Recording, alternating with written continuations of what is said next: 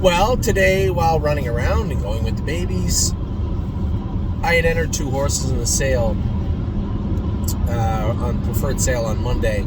Had a brief chat with Dave and was a little shocked to hear that there was around 20 entries in the Monday sale so far. Now, there may have been more come in throughout the day, but even more shocked to hear that it wasn't quite as deep as, at least on appearance in the morning,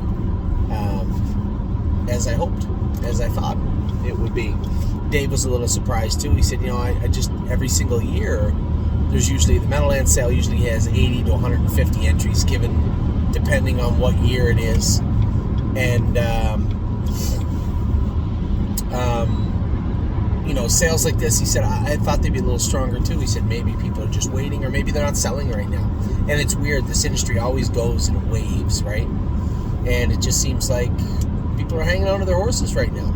So it did lead me back to some of the horses I was looking at the night before. I mean, no horses that are for sale on Gate or Preferred or even Standard Break Canada sometimes go past my eyes. And I was looking at Ron Burke's entries. He had 5. A couple of them I thought maybe needed a rest, and I wasn't that interested. One of them in particular, a Chapter 7 filly, I liked a lot. Kelly's Baby, I think her name was. I was the underbidder on her.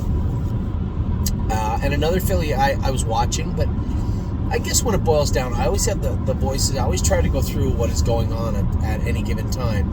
So with Kelly's Baby, if she couldn't do in the numbers at 3, 4, and 5 at Mohawk, like I hope she do, what was our exit strategy with her? What was next? I didn't really have one. She could go to Ohio. She could go to Pennsylvania. That gave me pause and made me think about it a little more and say, okay, let's be pragmatic here. Let's look at all sides of this equation and decide what she's worth. I was okay maybe bidding a couple of more times, but ultimately I just thought this was the top end of what she was worth.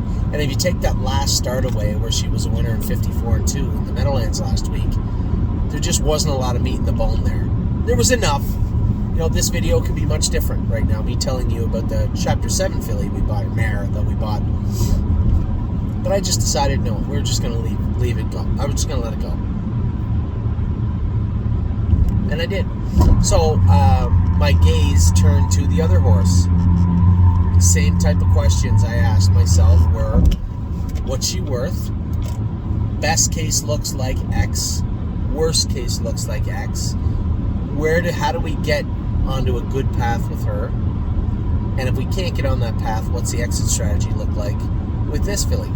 Now, her name was She's a Sassy Beach. She was a 5-year-old mare. For those of you following the Ontario scene, she is a full sister, definitely a sister, to Bob Loblaw, who got injured this year. Now, she's got 7 wins, so it's not like she fits the non-winners or nothing. She's got 128,000 made, so again, you're not fitting in those non-winners categories, but what she does fit is the non-winners are very little her last 3, 4, 5, 6. I'd say less than 6,000 last 6, less than 3,500 last 3 and 4. She fits where you could make a splash right away. And then when you're done doing that, if in fact you can do that, she can race in a claimer if you want, because we only paid $15,400 for her. I priced her at $18,000. I thought that's what she was worth. At 18, it's top end of what a claimer would be given her current form or theoretical form. I see some miles in 52 her last 8. And then what I like the most about this filly right now, which was most important, they did rest her.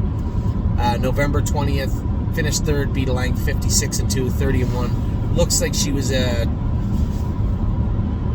finished 3rd at $25 on the board. So again, they're looking at this saying, all right, let's rest her, bring her back, and see if the winner's a little easier. That's exactly what it appears they did.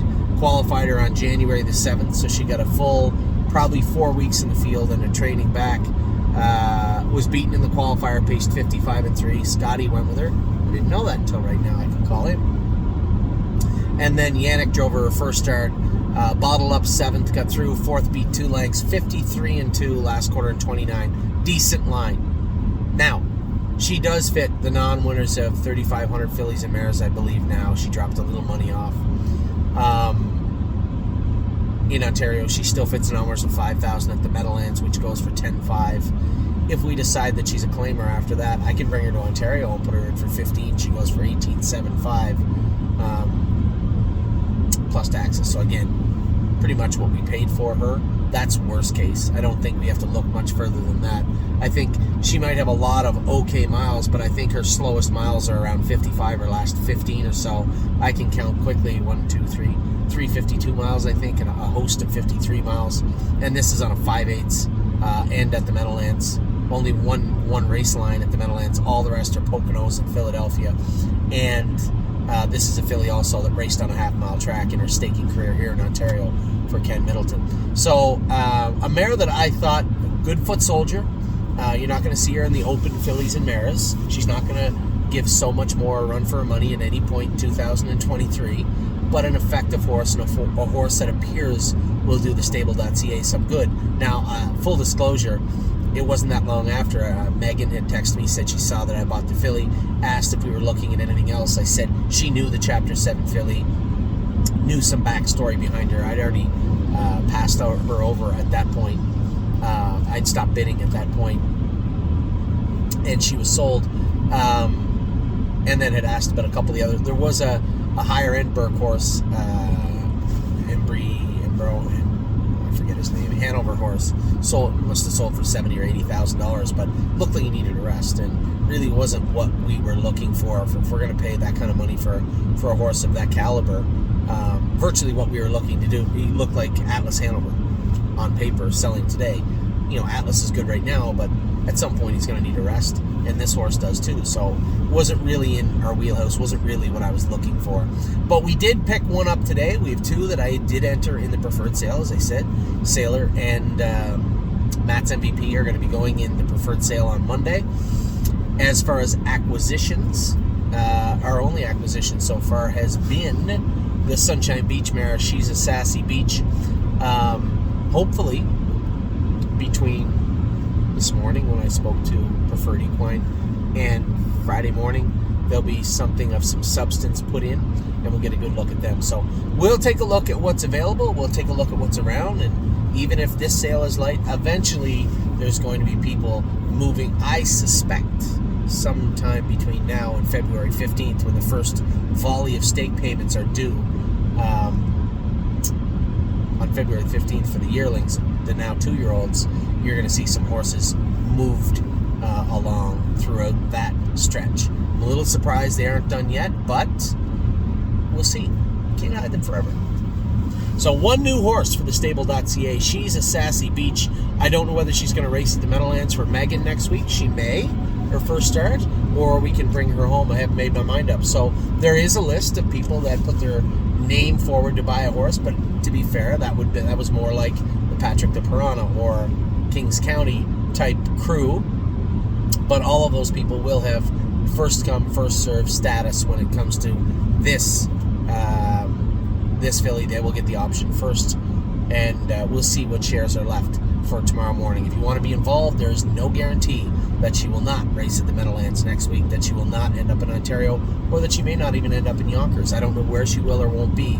But if you guys want to play along in 2023, it would be worth everybody's money, I believe, especially if you're buying a number of shares, to look into the compact, the racing compact, and get yourself a multi-jurisdictional license so that you're eligible to be licensed anywhere quite quickly in North America. It is a pain in the butt to get signed up, and it's not free, but at the same token, it does allow you to play along and buy shares and be involved quite easily all over North America. So with that, I'll let you guys go. I will talk to you all soon. I'm on my way home now. I'll be home in 2.5 hours to Ontario, and up bright and early tomorrow. We got lots to do, lots of horses racing over the next few days, and I will bring you any updates that come along from that. So with that, I'll let you go. Take care. I'll talk to you soon.